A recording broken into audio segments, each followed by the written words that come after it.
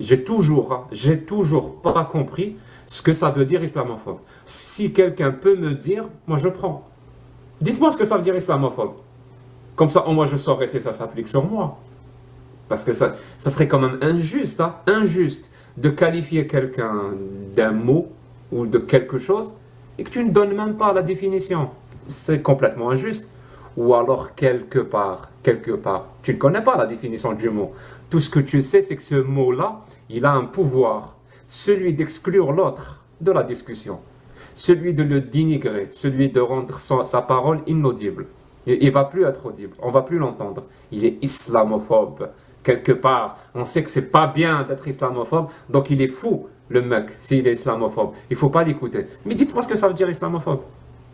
Dites-moi ce que ça veut dire islamophobe. Si moi, par exemple, hein, moi j'ai une croyance. On va dire, je vais appeler cette croyance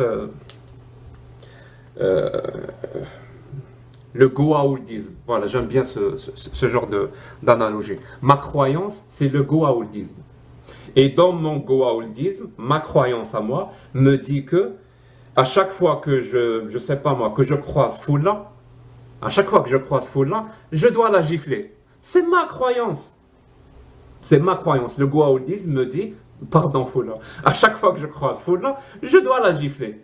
Et Foula, elle n'aime pas trop ça. Ben, c'est normal. Personne n'aime être giflé sans. Et elle me dit, non, là, je suis pas très d'accord. Et ben, je vais dire, pourquoi tu es goa'uldophobe? Est-ce que ça a un sens?